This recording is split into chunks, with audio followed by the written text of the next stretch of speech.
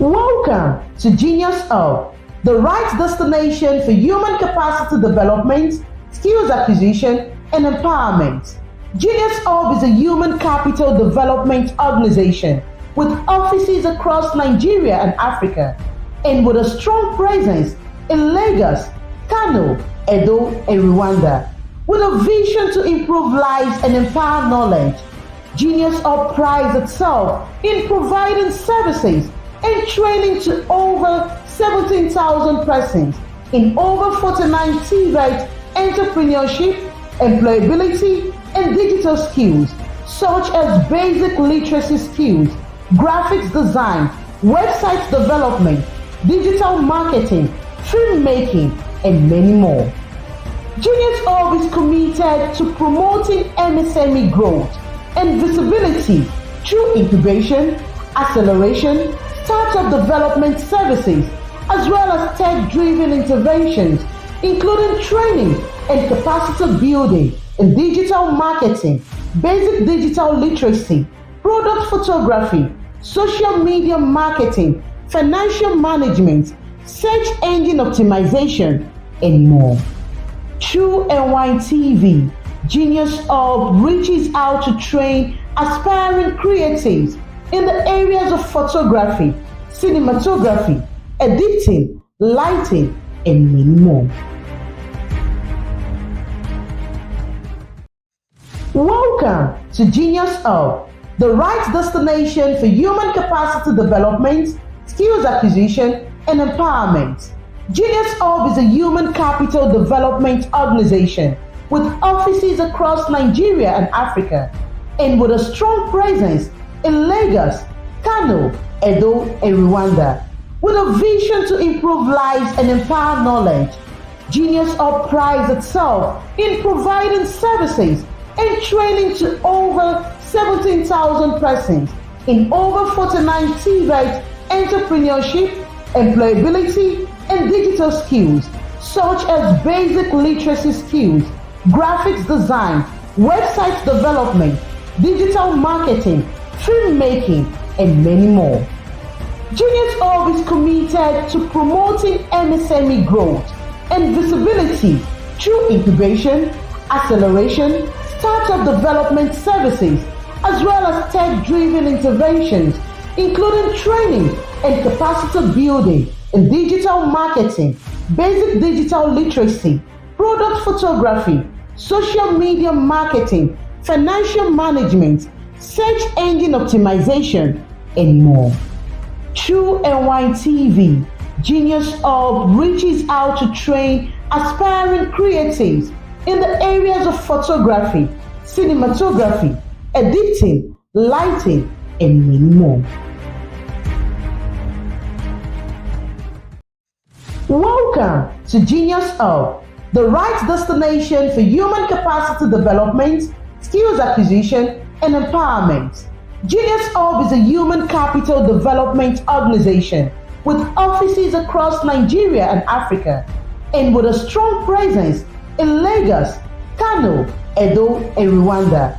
With a vision to improve lives and empower knowledge, Genius Hub prides itself in providing services and training to over 17,000 persons in over 49 TVET entrepreneurship, employability, and digital skills such as basic literacy skills, graphics design, website development, digital marketing, filmmaking, and many more.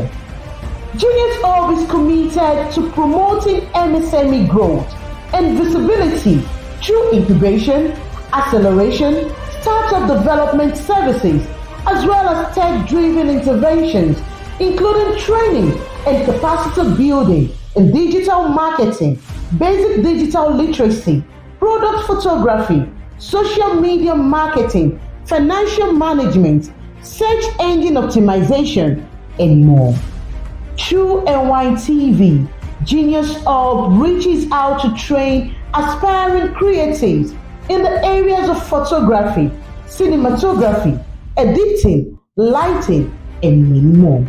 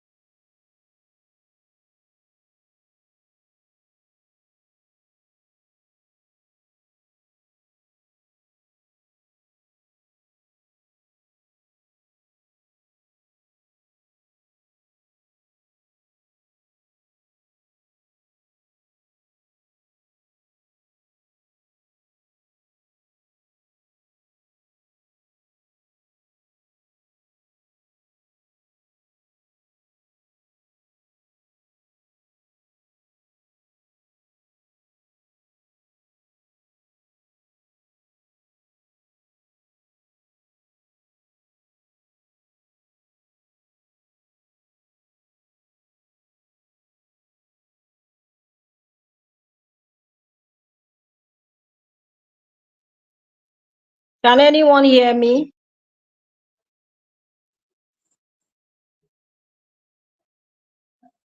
Good afternoon, everyone. I welcome us to today's episode of our Genius Hub webinar.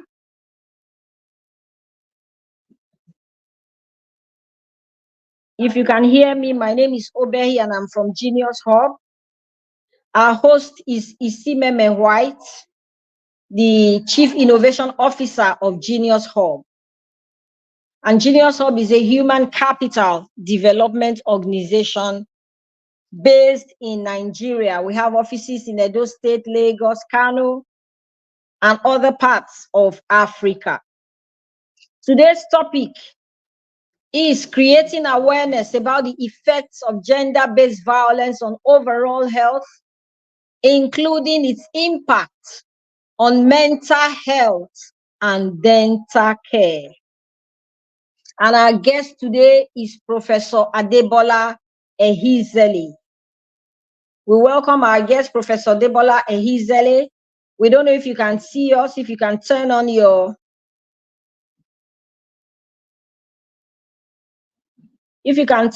camera so that we can see your face. We know that network is very bad.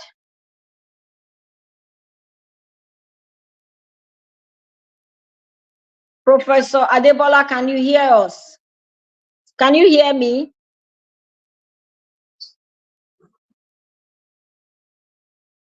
If you can hear me, can you just turn on your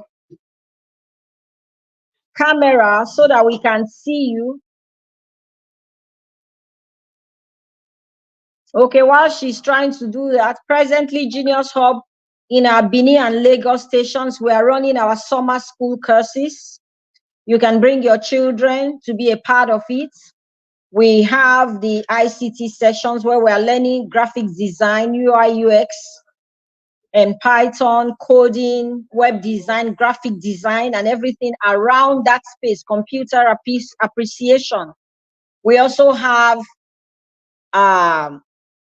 another section where we are taking the children through photography, cinematography, video editing. Then we have the last part where we're taking them through fashion design.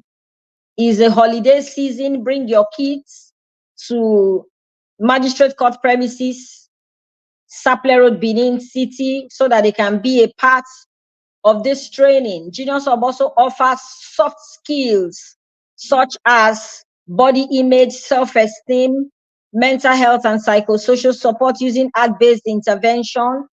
These and many more. And our Fridays, we have our build and bond section.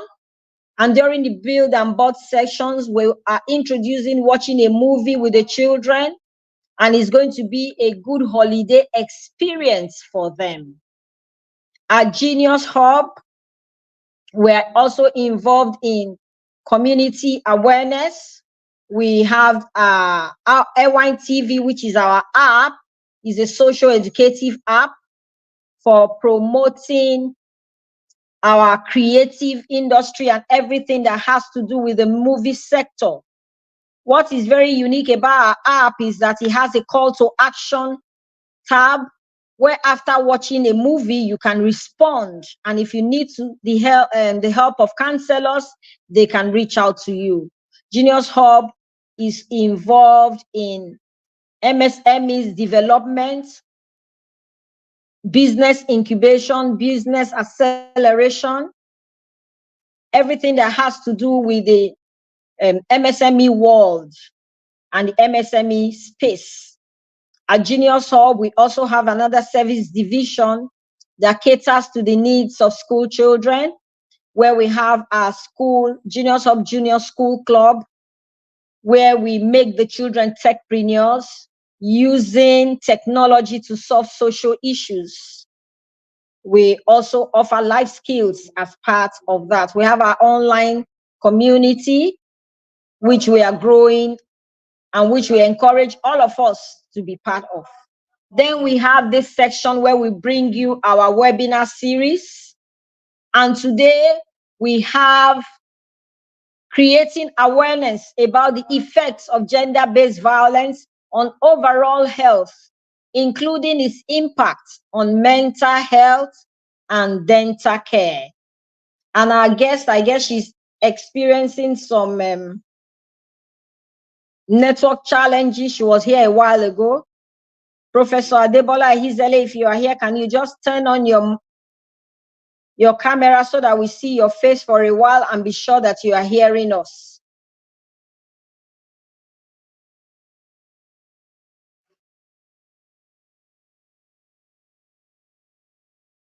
Okay, can you say something so that we are sure that you are hearing us? While she's trying to do that, I will just quickly read out her profile. Like I said before, I welcome all of us to this seminar and webinar series hosted by Genius Hub. And our chief host is Mrs. Isimeme White, who is the Chief Innovation Officer of Genius Hub. Professor Adebola Ehizele, our guest today, is a highly motivated periodontologist with extensive experience in patient management, skilled in oral, mouth care, and tobacco control. A team player with high communication skills and critical thinking. Her work history: she's a consultant periodontologist, University of Benin Teaching Hospital, Benin City, Nigeria. She's a professor of the University of Benin, Benin City. She has demonstrated expertise in the area of periodontology to offer engaging, insightful undergraduates and postgraduates teaching and evidence-based resources. Conducted oral health research of public health importance and published over 70 articles in reputable journals. Fellow West Africa College of Surgeons, Secretary leading Light Youth and Community Center, LYCC, Chairman Board of Trustees of Divine Mercy Orphanage Dental Outreach, Member Board of Trustee of the Unique Love of Physically Challenged Persons, Member Medical Women Association of Nigeria, Board Member Angie Epilepsy Foundation, Board Member Nigeria Dental Association, Member Medical Women Association of Nigeria, Member International Association for Dental Research, Member Society on AIDS in Africa, Member International Society for Urban Health. Awards: scholarship awards by Bill and Melinda Gates Foundation for the study presented at the 8th International Conference on Urban Health, Nairobi, Kenya. Borough Foundation travel grants for working as a member of the task group of Global Oral Health Inequality Research Agenda and for the presentation at the International Association for Dental Research General Section in Cape Town, South Africa. The International AIDS Society Educational Fund scholarship to attend the 9th IAS Conference on HIV Science held at the Palace de Congrès in Paris, France. Golden Key Award for academic excellence. Her skills: non-surgical and surgical periodontal patient management, commitment to quality service, program development, and management. So we welcome Professor Adebola Ehizele, consultant periodontologist, University of Benin City Teaching Hospital. You are welcome, Prof. I think the network has been acting up, but we have conquered the network. So I guess you can hear us now. And our topic today is creating awareness about the effects of gender-based violence on overall health, including its impact on mental health and dental care. So, Professor Adebola, over to you.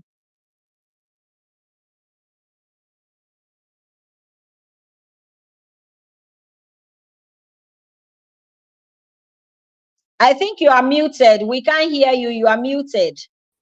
Okay. On Can mute. anybody hear Okay. me? Can you hear me now? Okay, we can hear you now. We can hear you now. Okay. Okay, I'm going to stop the cam so that maybe the internet will do better. So I want to welcome everyone and I wish you a good afternoon and want to congratulate the organizers of this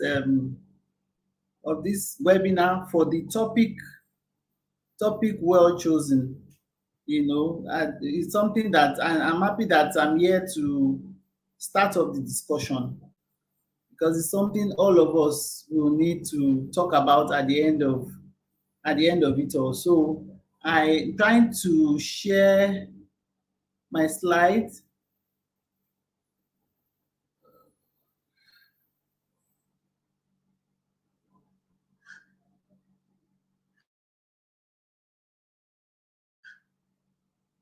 I don't know why I'm having difficulty sharing this slide. Maybe you can share the slides with us, then we will share, we'll be able to share from our end. Okay, so I'll just begin. I'm doing that already. Let's go on. So the topic today is creating awareness about the effect of gender-based violence on overall health, including the impact on mental health and dental care. And I mean, that's like saying the impact on health generally, because if you really look at the definition of health, is about everything really. So if mentally, even if physically you seem to be okay, but mentally the individual is not okay, we know that that's not really health. Then if the person is okay and the person cannot eat well, they will also equally know, can't smile, you can't talk, then you know that that's not really a good definition of health. So let me just take a little time off to make sure that they get this slide. Sorry for this delay.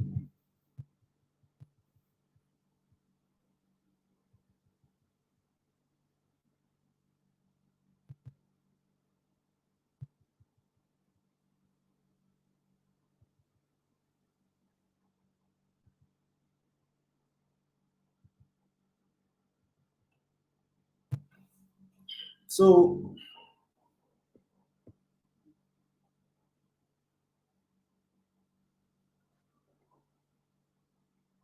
I've sent the slide already. I hope you can get it. So I'll just continue by saying that we need to define what gender-based violence is.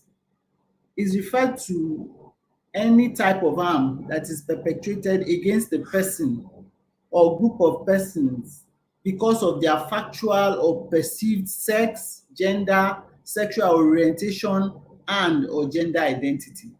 So a lot is lumped up in that.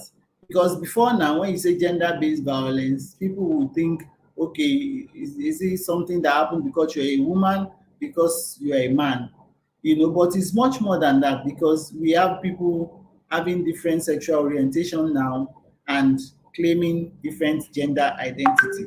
So just for doing that alone, there is a possibility that a group of persons may be at risk of violence. So this definition applies to instances where gender is the basis for the violence carried out against the person. That's what we're saying. So that's the reason why somebody will want to attack another. So therefore, gender-based violence against women shall mean violence that is directed against a woman because she's a woman, or that affects women disproportionately. So it's coming to women because they are women. It doesn't happen to the men. Then men can also be targets of this gender-based violence. So, but statistically, the number of such cases that we have for men is smaller. when you compare it to men, because we look at women, we say they are the weaker sex and all that. But nobody should ever neglect the fact that we can also have gender-based violence against men. So it is just based on an imbalance of power. Obey, can you let me know if you have the slide now? I've sent it to you already. Yes. Yes, I have the slides, but media is trying to key it in. So it is based on an imbalance. Okay, that's fine. That's fine. So it's based on an imbalance of power, and it's carried out with the intention to humiliate. We need to note that whoever is doing it has the intention to humiliate the victim, to make the person or the group of people feel inferior, to make them feel subordinate. So that's really the motive, to humiliate, to make people feel inferior, to make them feel subordinate. And the type of violence we are talking about is deeply rooted in our social and our cultural structure, in our norms, in our values, in the way we govern the society. And because of this culture, there's always a part of denial and silence. Because you know that it's our culture, it's our norms that have really enthroned this form of violence. And so the victims, they sometimes they're sometimes in denial or silent.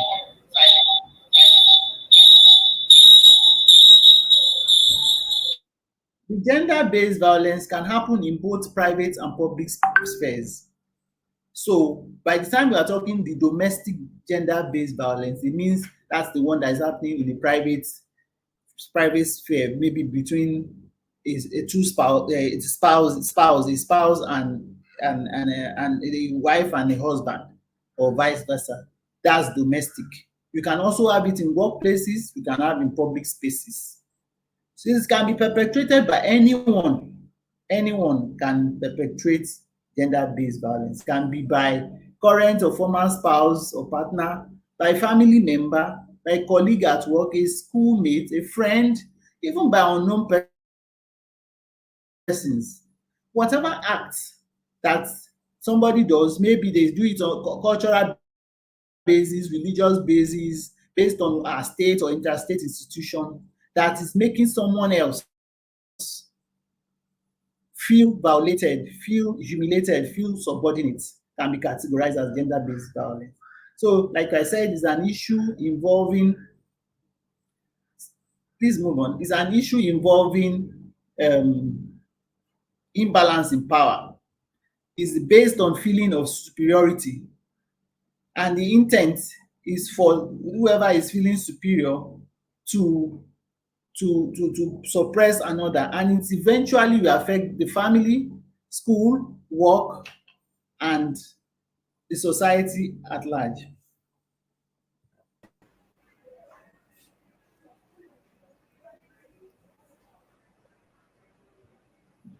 I'd like to move the slide forward, please, to the sixth slide.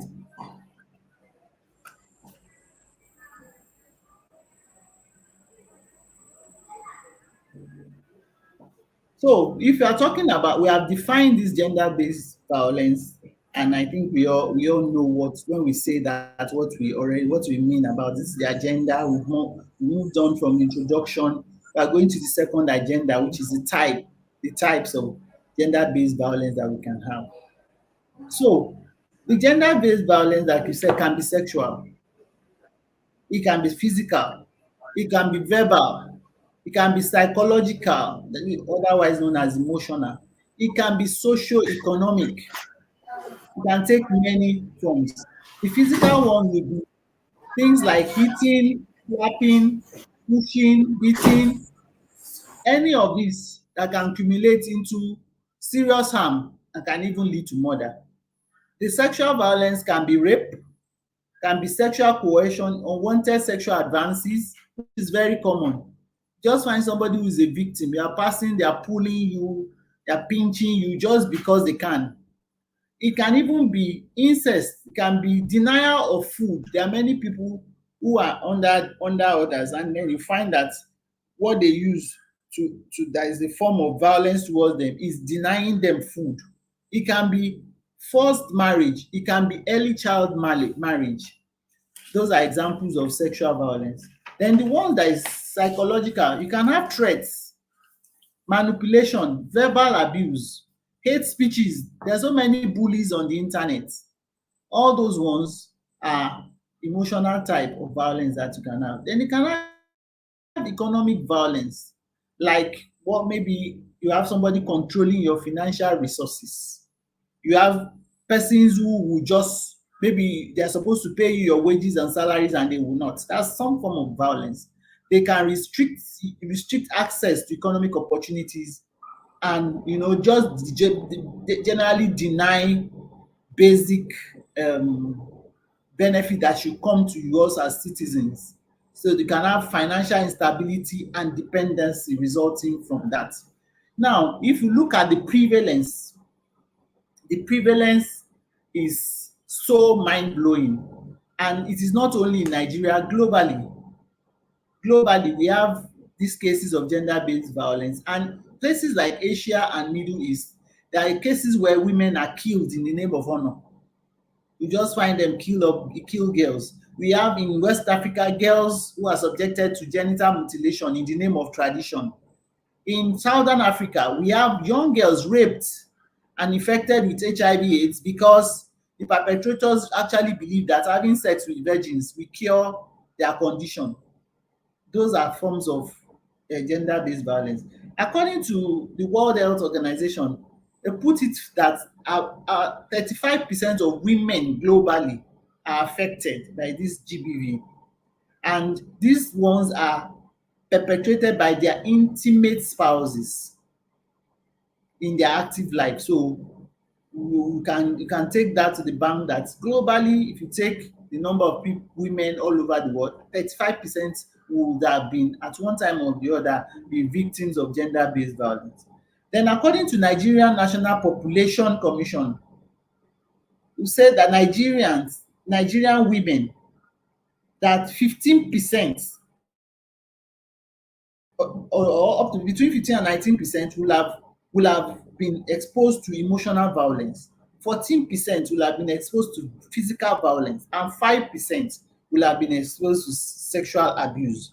We may take that with a pinch of salt, knowing that the way we gather data in our country, there may be a lot of under presentation, but at least this figure, they are staggering enough. There's a study that was carried out in southwest Nigeria. It put the range from 31 to 61%. These cross-sectional studies are even more evidence-based than the one that maybe we get from our national data bank. So the 31 to 61% in the southwest, 20 to 31% sex-related violence out of this figure I'm giving. Then 7 to 31% physical and bodily violence.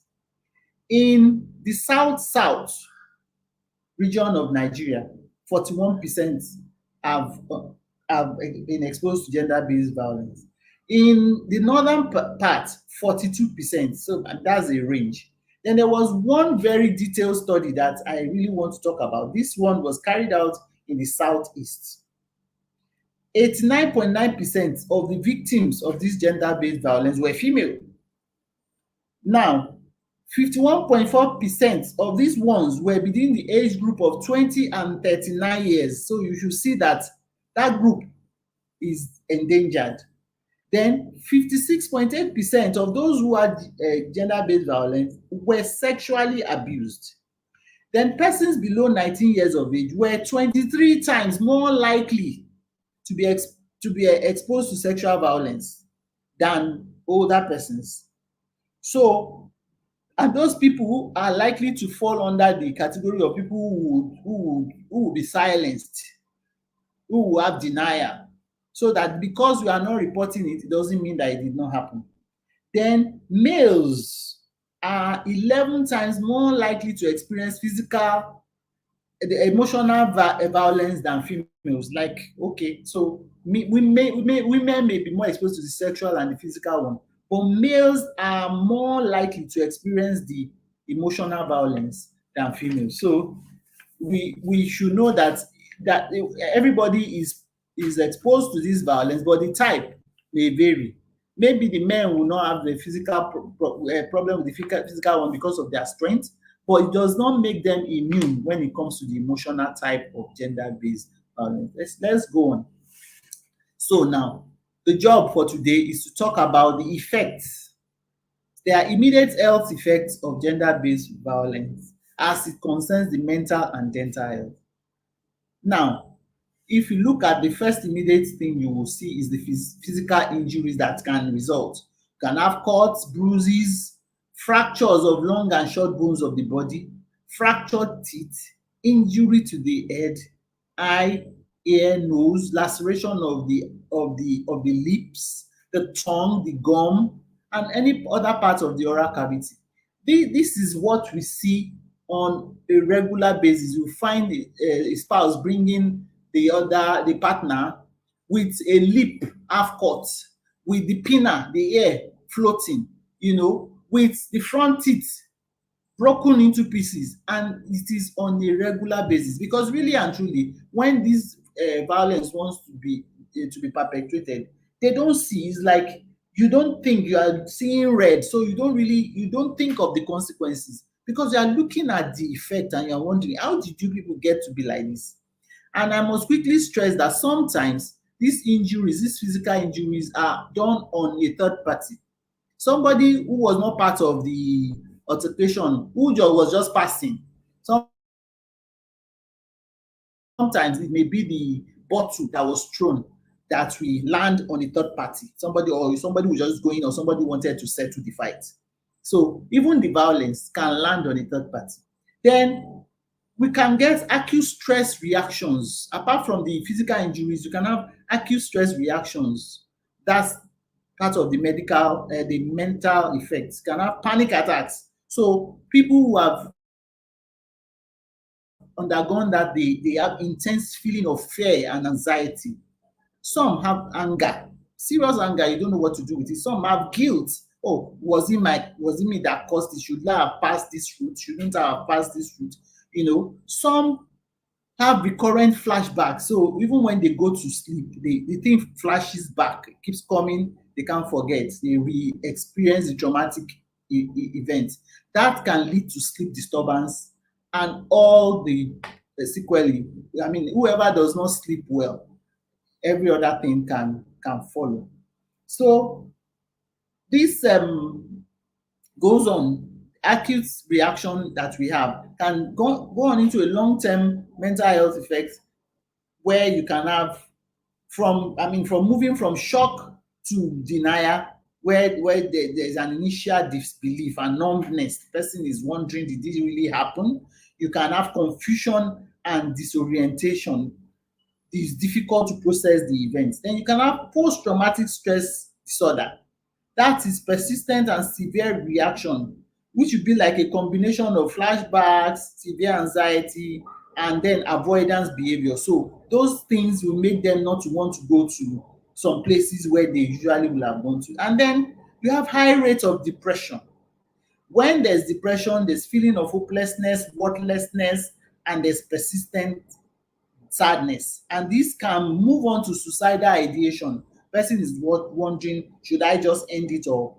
It can lead to self-harm. That is, you actually move from thinking about it to harming, and to the person harming himself or herself. Then it can also lead to disorders in eating behavior and coping mechanism. Then there are sexual issues that can come from it. If it is the sexual type of violence, you can have sexually transmitted infections, unwanted pregnancies, and all the other reproductive health complications. Because from unwanted pregnancy, you can have attempt at abortion, you can have the complicated abortion, and all the other things that can result. Then even when the victim does not get pregnant, there's a tendency that from then on, the person may lack sexual pleasure from then on. Person previous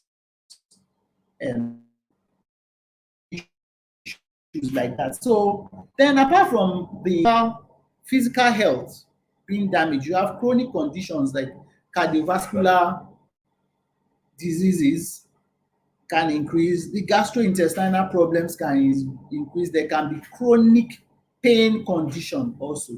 So the long-term health effect that you can have that is dental is that you can have oral diseases increasing in these people. You can have dental caries increasing, gingivitis, periodontitis, you can have diseases of the temporomandibular joint.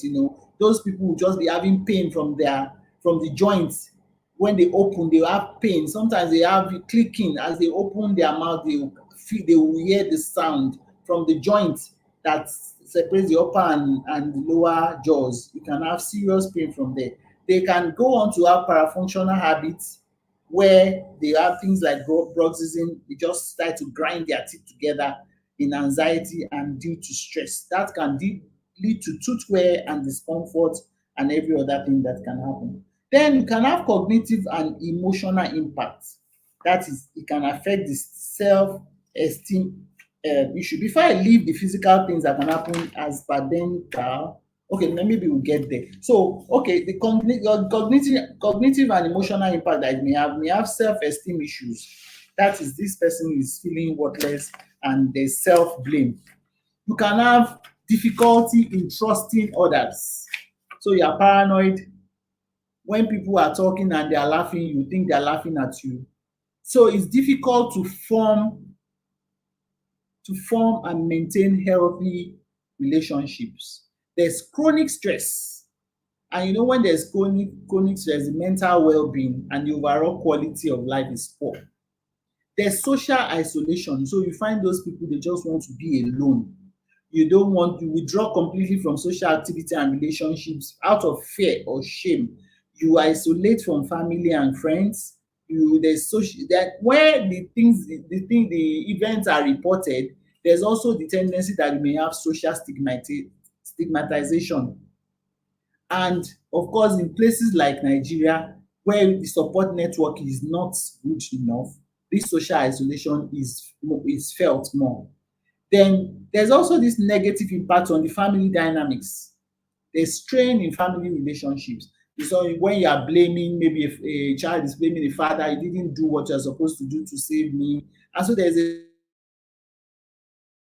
a strain in the family relationship and there are potential conflicts that can result. So I was saying that there are certain behavioral impacts that this gender-based violence can have that can affect directly the dental health. Because when the mental health is already compromised, there's this neglect of general hygiene and most importantly, oral hygiene. And every oral health disease is based on how well we carry out the oral hygiene. So such persons may omit good old toothbrushing. It's surprising, but you just find that they will just stop brushing.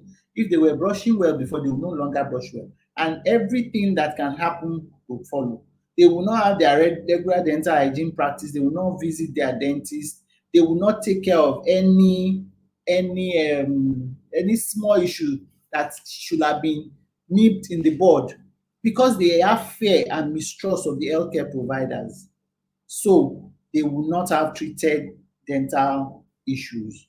And of course, because there are a lot that has happened to them, the social isolation, the withdrawal, there's a possibility of financial instability.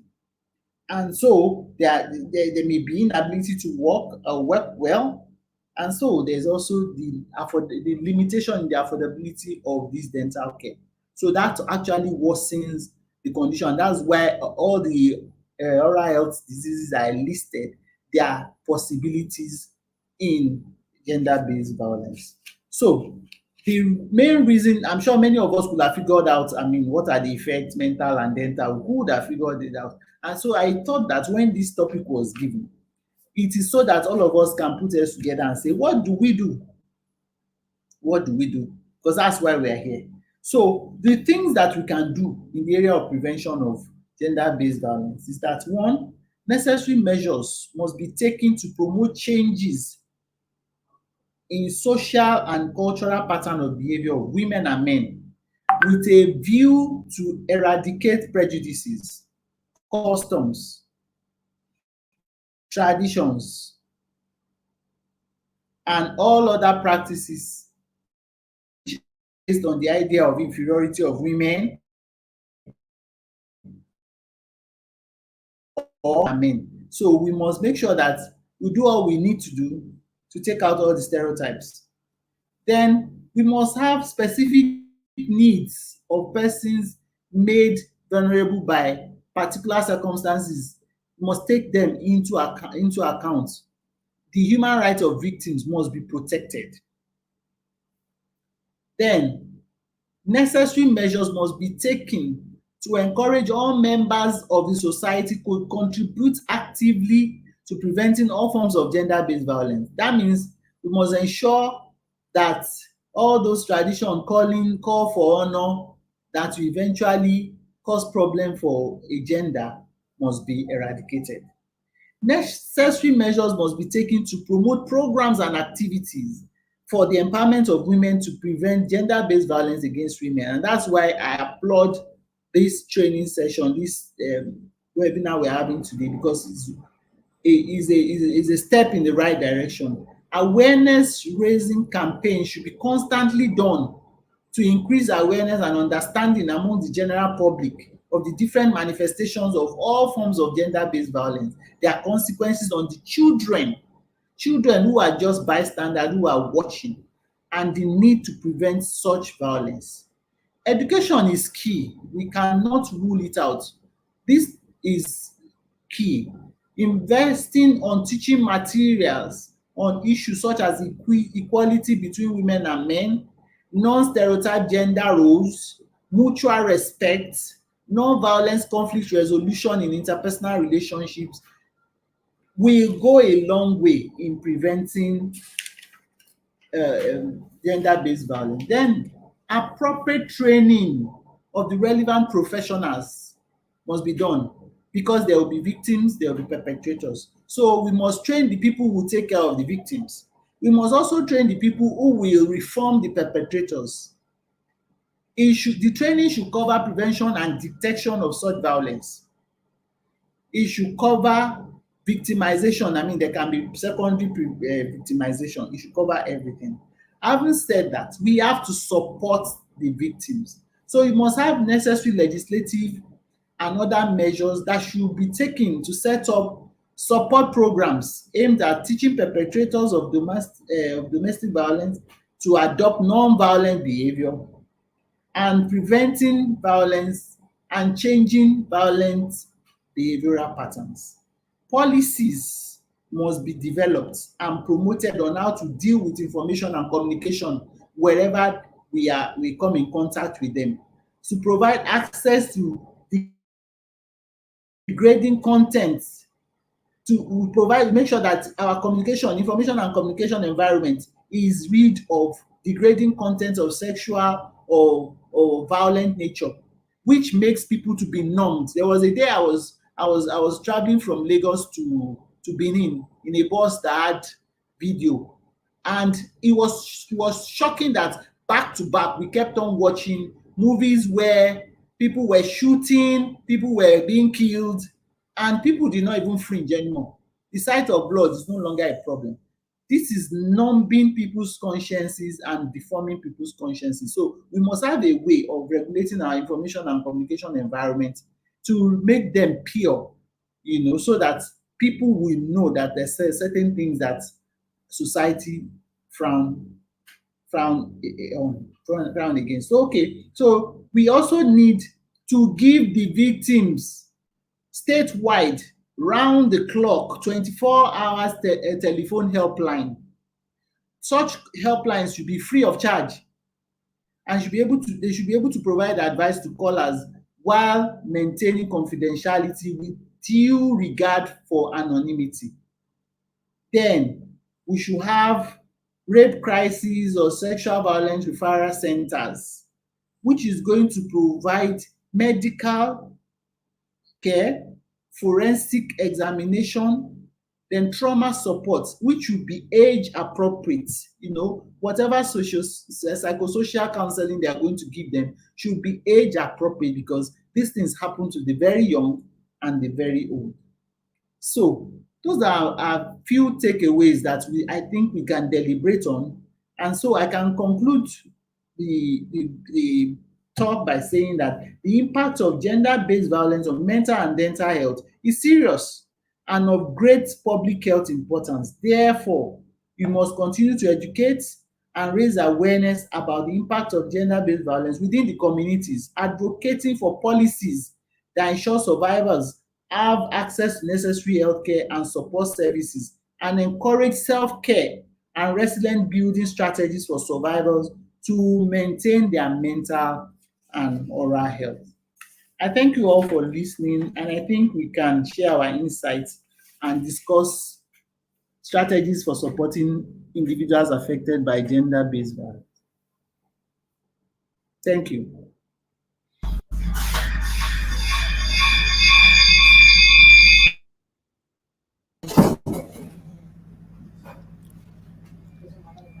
Thank you so much, Professor Debola.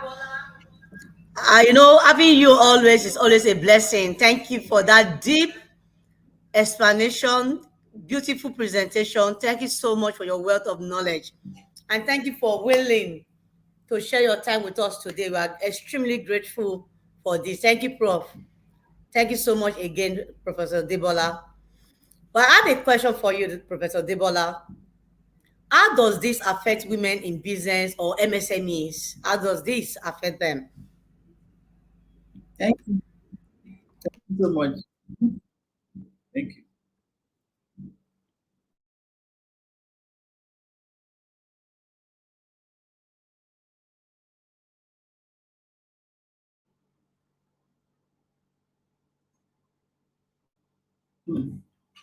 Hello, can you please repeat the question? The network went off. Okay.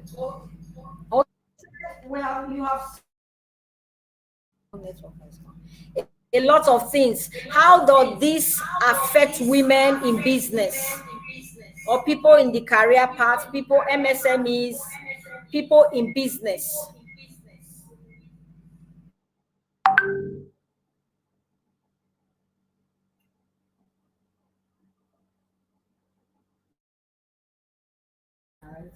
Okay, we'll write it at the chat box. Network is really, really bad. But I don't know if you heard me. I said, we have listened to you very well. And thank you so much for that brilliant presentation. So I'm asking, all of this that you have shared this afternoon, how does it even affect the career individual, career person, business person?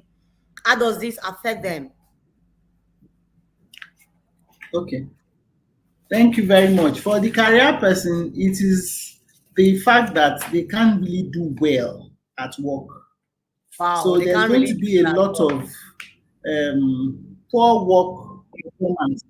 Yes, they have reduction in their productivity. There can be absenteeism, and they have difficulty concentrating.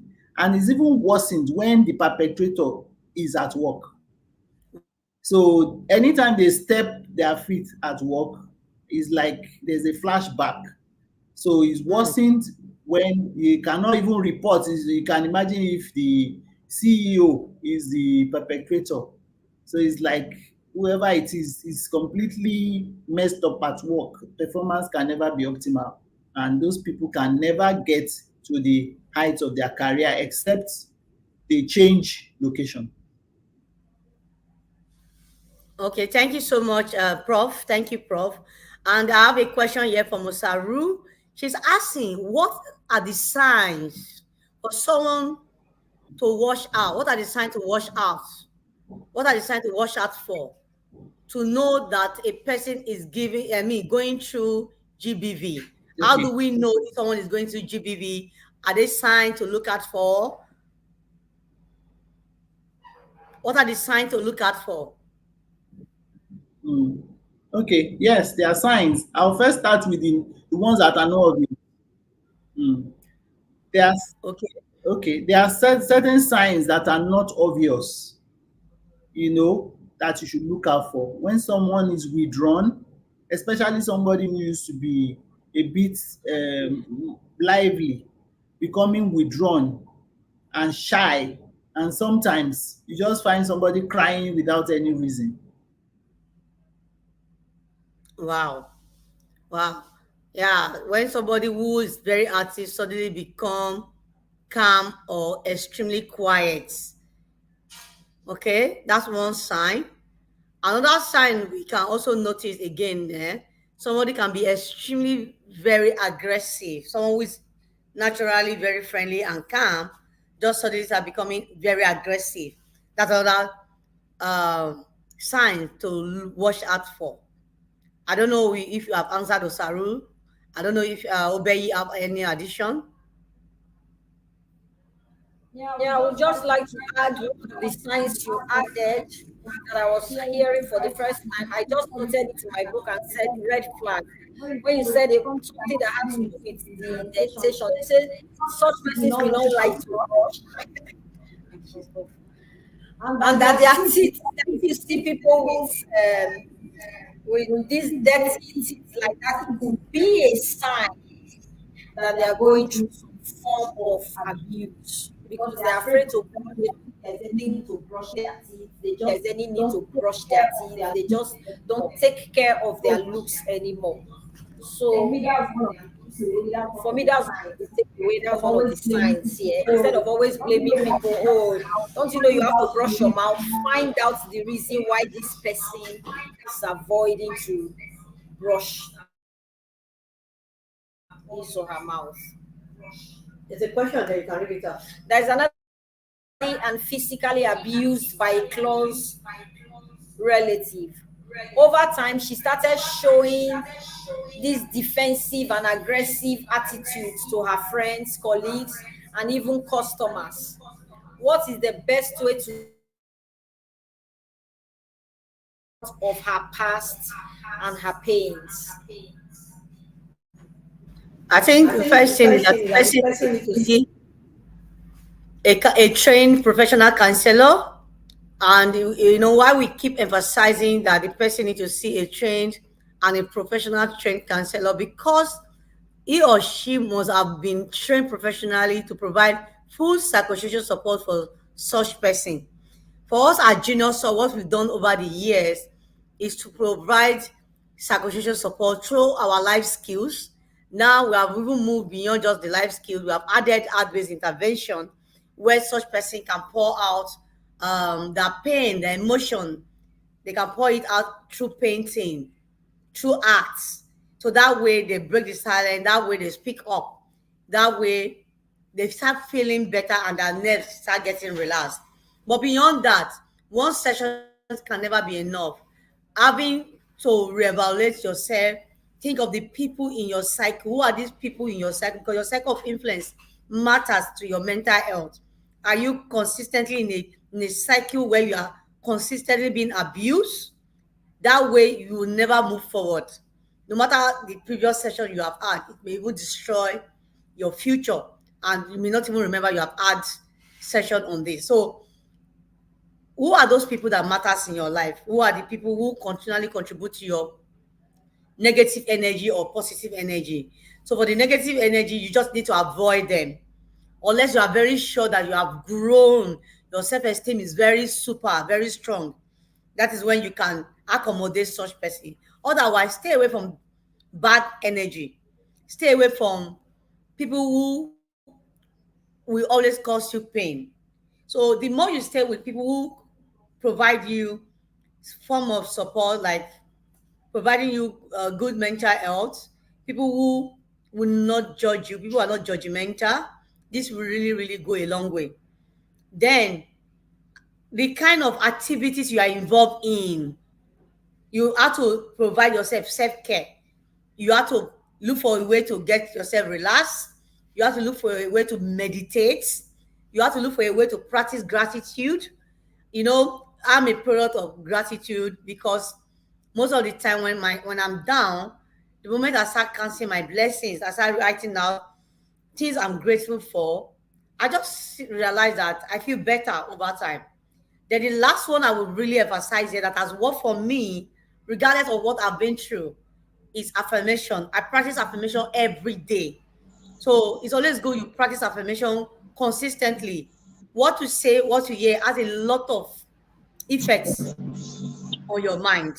So be intentional about what you listen to. Develop an affirmation for yourself. You don't even need anyone. Develop very strong affirmation that you recite every day. The more you read out this affirmation, the more your life is being guided based on what have been said by you. So what to say about you, how you describe yourself, what to think of yourself matters. And instead of dwelling more negatively, begin to occupy your mind, your environment, your eyes, your thoughts with positive activities, which is why we always advise you to create time to meditate. So meditation is also very, very one tool that can be very, very helpful. So I think I believe we've been able to answer that question.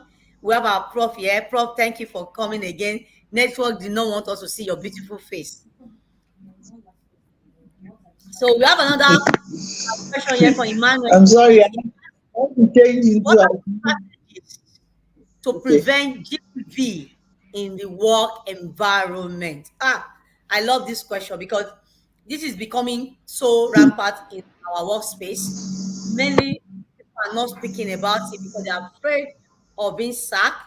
They are afraid of being victimized. So people keep quiet because of livelihood. So what are the strategies? What strategies can we put in place to prevent GBV in the workplace?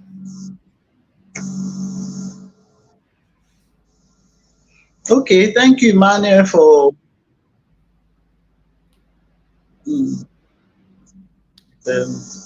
thank you, Emmanuel, for asking this question. I think the first thing we can do, which will be a good strategy, is for every workspace to have low tolerance, in fact, zero tolerance for gender-based violence. When it is in the policy that this particular organization has no tolerance for it, and see what's going to happen if such a case is reported. I think to a large extent, we are going to reduce it. The perpetrators may think about it, but when they know what can happen when they get reported, they probably will slow down. That's number one.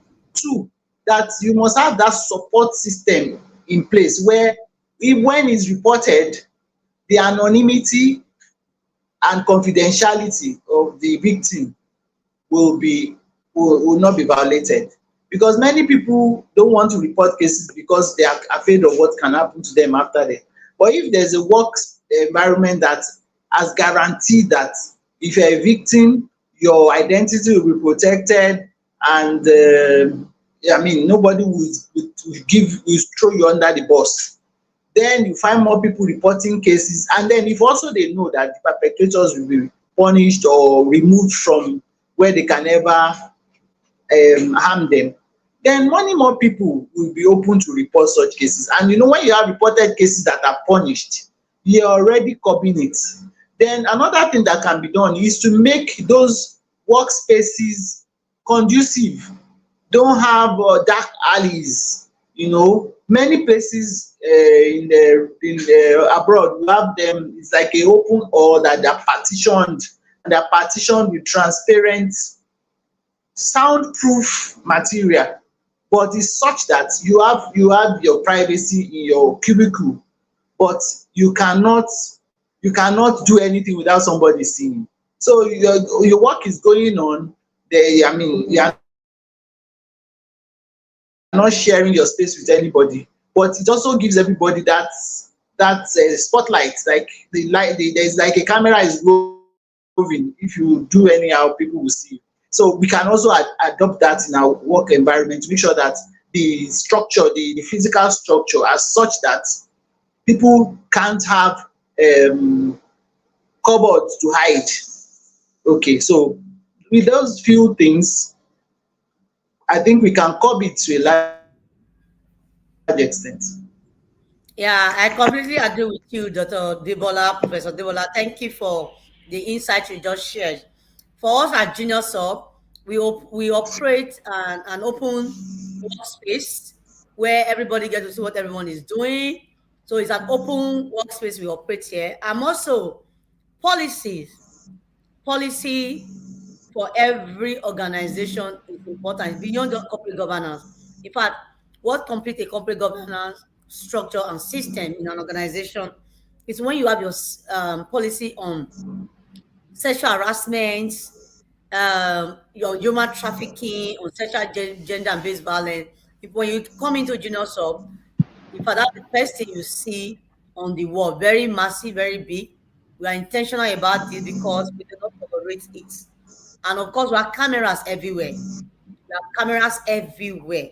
And during onboarding, you will be educated, you'll be told about this. So again, I think organization need to really emphasize this all the time. Thank you so much again. We have a question from Joel Osaje. Does changing jobs actually address the impact of gender-based violence on women's career and business paths?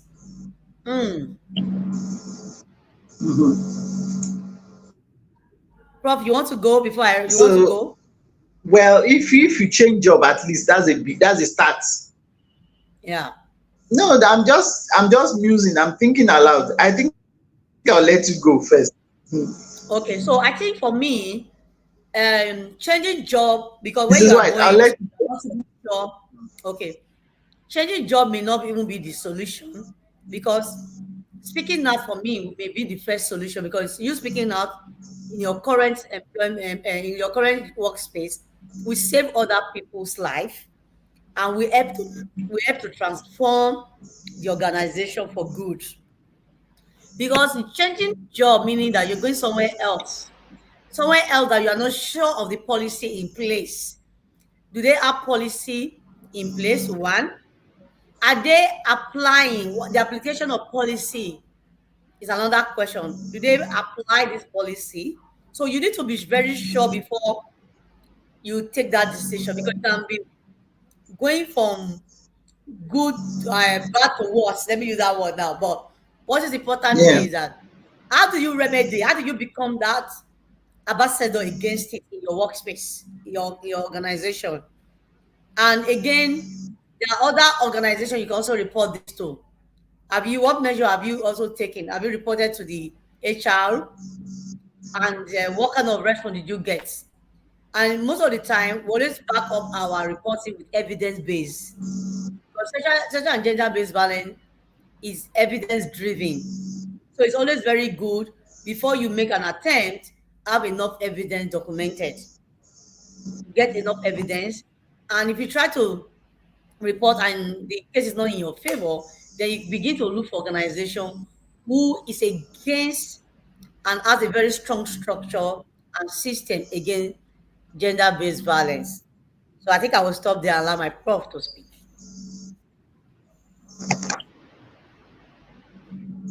Thank you. You have already answered the question. I was going to say that, the first thing to do, what the question is trying to imply is like the last thing to do. When you have done all you can and you want to go away from the toxic environment. But then before you go, if it's just one time advance, you should equip yourself with evidence. Like this is what I just said. If it's some form of recording, some discrete recording, at least something that wherever you go in the future, it can vindicate you.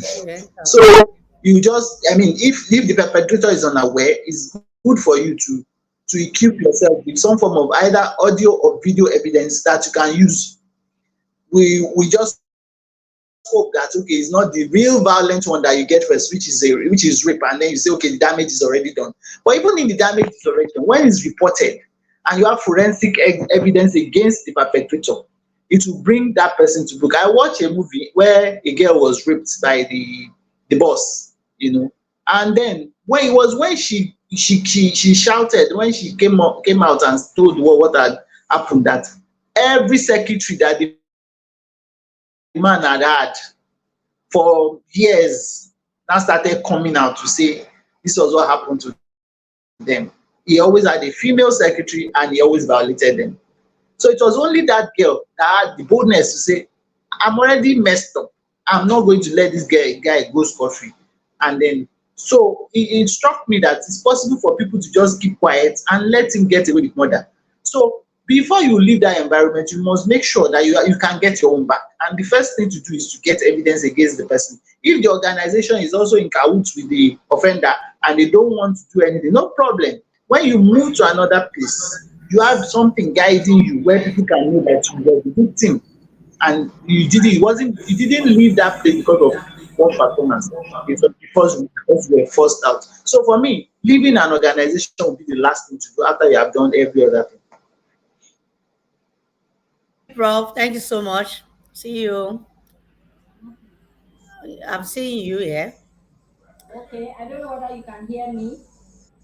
I can see the network acting up.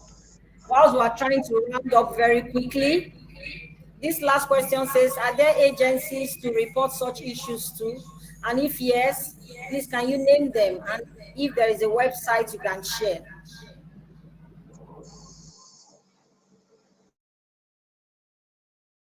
So I'm sure Genius Hub is in contact with some of these agencies in Edo State. I'm aware that they have some agencies that are in charge of protecting female rights, that are in charge of the welfare of victims. And maybe they may be magnanimous enough to share some of the links at the end of this webinar. But I am very sure that there are a list of people that can provide support and that the such cases can be reported. Am I right?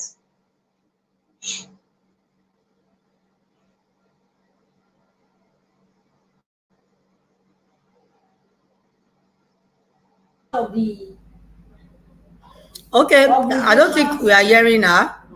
Yeah, we are part of the organization service provider on sexual and gender-based violence in Edo State. We are part of that network. We are a member of NATA. We are a member of Child Protection Network. And of course, you can report to us at Genius Hub, and where we also operate a very strong referral mechanism, meaning the areas where we cannot continue, we refer to other sister organizations that we also continue. So we share data, and Edo State Task Force is also part of it. Vivian Center, Ministry of Social Development and Gender are also part of this network, and the Edo State First Lady's office is also very strong in this area. This is one area that I know that the state is doing a lot in this space. So any of these platform can be reported to. You can report to us at Genius, or you can report to Vivian Center. Vivian Center is somewhere at Edo State Shelter. So it's just by vegetable markets off Airport Road. And we all work as a team. We have had cases where we have to refer to Vivian Center after we have managed our own part, after we have played our own role, and we refer those cases to Vivian Center. Vivian Center also provides shelter, they provide security. So they are very deep. They have a lot of department there. So management of sexual and gender-based violence or victims is really huge, very, very huge. And there are a lot of top players involved who are doing everything possible to reduce sexual and gender-based violence in our country, especially in Edo State. Yes, these are the centers where you can report. And thank you so much today. We are rounding up now. Thank you very much. Yesterday was fantastic. Another powerful presentation coming from our super intelligent, beautiful Professor. Thank you so much, Ma. Thank you for your time. Thank you. Thank you for all you do for humanity. We're extremely grateful for obliging us. Thank you. And I'm CIO. Thank you for the excellent work you do all the time. Thank you. Thank you, Mama. I'm really grateful. We're hoping to see you physically someday, very soon in our office. Tomorrow, Yes. we have another fantastic webinar where we are going to be looking at understanding AI, its role in defining the fifth industrial revolution. So tomorrow is another powerful one. Stay tuned and keep following us on our various social media platforms as we keep bringing you powerful speakers who are industry leaders in their various space. Thank you so much, everyone. Thank you for everyone at Genius Hub. Thank you all. Please don't forget to follow Dr. Debola on our various social media platform, where she will continue to educate the public on what to need to be done. Thank you once again, and God bless you all.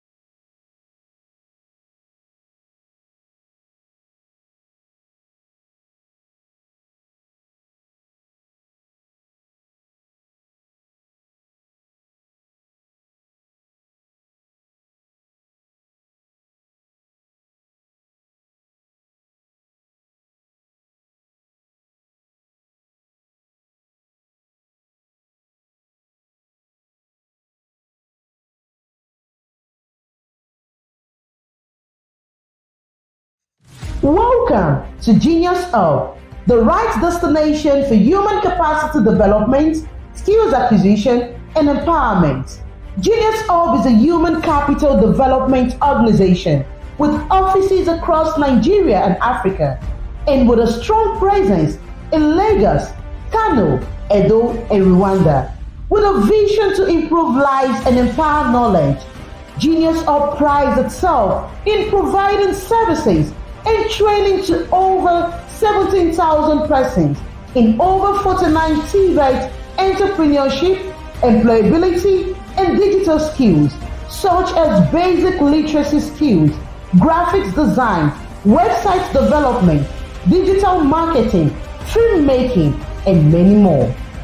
Genius Hub is committed to promoting MSME growth and visibility through incubation, acceleration, startup development services, as well as tech-driven interventions, including training and capacity building in digital marketing.